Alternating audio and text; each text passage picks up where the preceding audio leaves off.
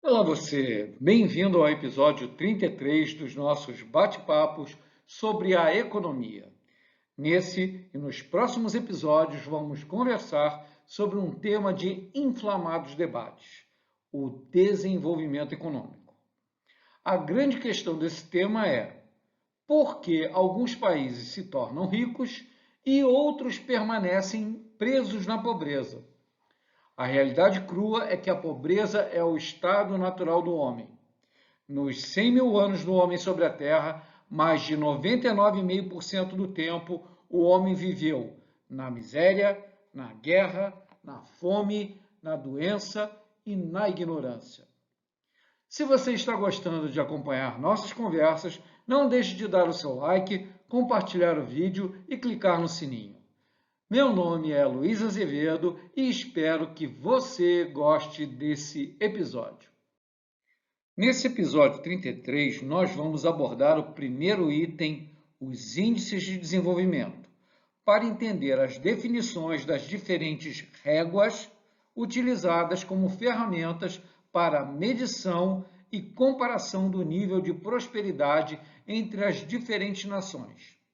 Como você já sabe, sempre na descrição do vídeo você encontra os links para os artigos, publicações e literatura utilizada para a produção do episódio. Vamos começar pelo básico. O que é o PIB, o Produto Interno Bruto de um país? De maneira simplificada, o PIB é a soma de todos os produtos e serviços finais produzidos em um país ou região. Isto é, não considera os produtos intermediários. Por exemplo, o produto pão entra na conta, mas a farinha que foi usada para produzi-lo não é contada, pois o valor já está embutido no valor do pão. No Brasil, o valor oficial do PIB é calculado e publicado pelo IBGE. O PIB é calculado tanto pelo lado da demanda quanto pelo da oferta, e o valor deve ser igual. No slide, você pode observar a fórmula do cálculo do PIB pelo lado da demanda. Então, o Y, que é o PIB, é igual à soma de C, consumo das famílias, mais I, investimento das empresas, mais G, gastos do governo, mais X, exportações, menos importações. É importante compreender a relação desses componentes. Por exemplo, uma redução do G, gasto do governo, que no curto prazo reduz o valor do PIB, no médio prazo significa que as famílias e as empresas irão pagar menos para o governo e terão mais dinheiro disponível para consumir ou investir, ou seja, alocar muito melhor esses recursos do que o governo. Então, o PIB no médio prazo irá aumentar muito mais pelo aumento de C e de I. Outro exemplo é um aumento no valor das importações M, que no curto prazo, pela fórmula, irá reduzir o valor do PIB.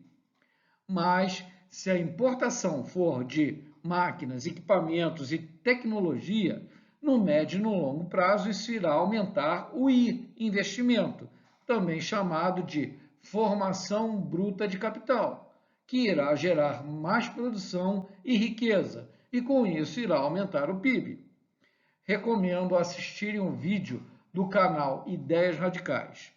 O PIB do Brasil cresce 1,2%. E o que isso significa? O link você encontra na descrição do vídeo. Mas o valor do PIB não expressa se um país ou região é próspero. Por exemplo, em 2020, o Brasil foi o 12º maior PIB do mundo, enquanto a Suíça ficou na 18ª posição. Então, será que o Brasil é uma nação mais rica do que a Suíça? Claro que não. Para avaliar corretamente a prosperidade de cada nação, precisamos considerar o valor do PIB pelo tamanho da população de cada país. No caso, a riqueza da Suíça é para 8,7 milhões de habitantes, ou seja, um pouco mais do que a população da cidade do Rio de Janeiro, enquanto que a riqueza do Brasil é para 213 milhões de habitantes, ou seja, 25 vezes mais pessoas. Outro ponto fundamental a ser considerado sobre o valor do PIB é que ele é medido em moeda local, isto é, em reais. Então, só é possível comparar o PIB e o PIB per capita calculado em reais internamente para o Brasil, ou seja, para diferentes anos ou entre diferentes estados. No slide, podemos ver a variação do PIB per capita do Brasil de 2000 a 2020. E não é uma evolução muito boa, na realidade é péssima. Fazendo o cálculo só de 2015 a 2020, isto é, os últimos 6 anos, chegamos a um crescimento acumulado do PIB per capita de menos 10,9%. Ou seja, o brasileiro médio ficou 11% mais pobre em reais no período. Imagine então quanto mais pobres em dólares ou em euros. No slide, podemos observar a comparação do PIB per capita por estados. Temos Brasília, o Distrito Federal, no topo, com R$ 83 mil por habitante ano. Na lanterna, vemos o Maranhão, com apenas R$ 13 mil por habitante ano. Isso é nível de país africano muito pobre. Outra coisa, não te chama a atenção que Brasília, que não produz nada, só tem burocratas e políticos, ter o dobro do PIB per capita que o estado de São Paulo? São Paulo, que é o maior produtor de riqueza e responsável sozinho por gerar mais de 1/3 do PIB do Brasil? Isso é um retrato claro que os brasileiros trabalham 5 meses por ano só para pagar impostos e sustentar as mordomias, os privilégios e os desperdícios de um governo. Como já comentamos, o PIB em moeda local, em reais, só permite avaliações internas para o Brasil. Para se poder comparar diferentes países, é necessário estabelecer o mesmo padrão da régua de medida. Então, a primeira ação é transformar todos os valores de PIB que são calculados nas diferentes moedas de cada país em uma mesma base de moeda.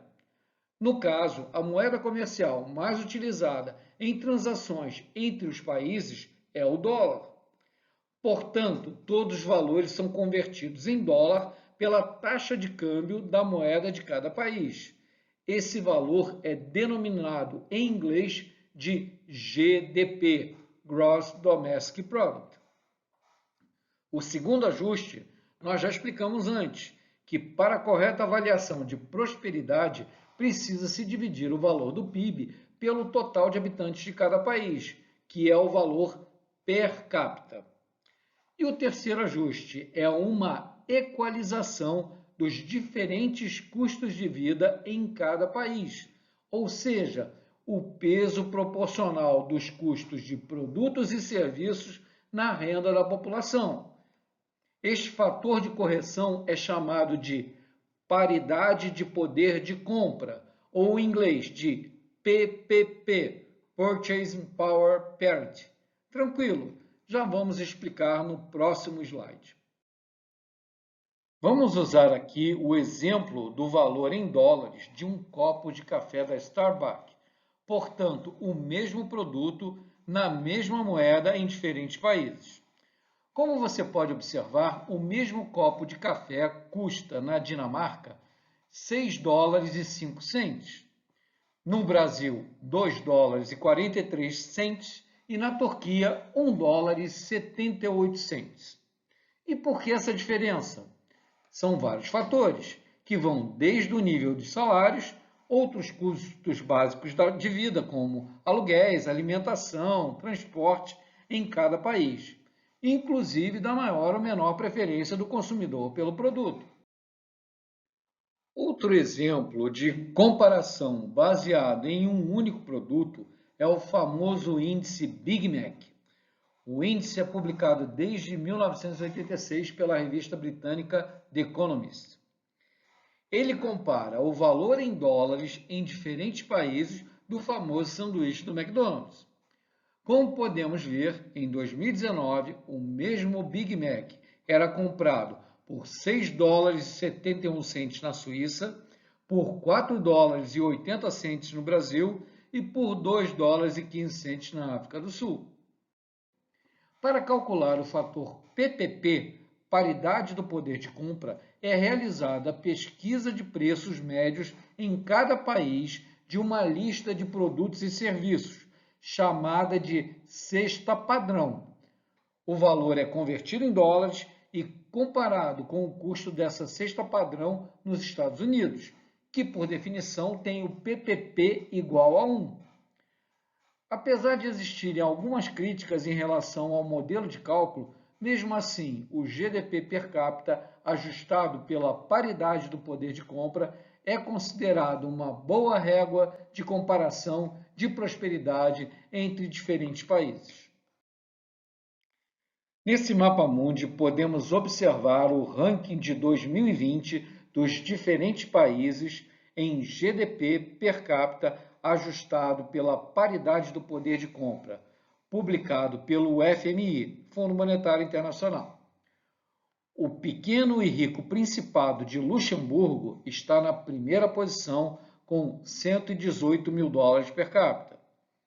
O gigante Estados Unidos está na sétima posição com 63 mil dólares per capita. O Chile, o mais bem colocado país da América Latina, está na posição 60, com 23 mil dólares per capita. A poderosa e populosa China está na posição 76, com 17 mil dólares per capita.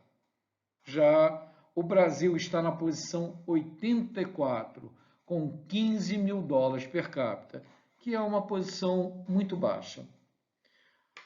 A nossa vizinha Venezuela, riquíssima em petróleo, mas sob regime ditatorial populista socialista, está na triste posição 140, com apenas 5 mil dólares per capita. Triste. Na segunda parte do episódio 33, vamos continuar conversando sobre os outros tipos de réguas utilizadas para a comparação da prosperidade entre diferentes países. Vamos falar sobre o IDH, Índice de Desenvolvimento Humano, e sobre o Índice de Desigualdade Econômica, o coeficiente Gini. Meu nome é Luiz Azevedo e muito obrigado pela sua audiência.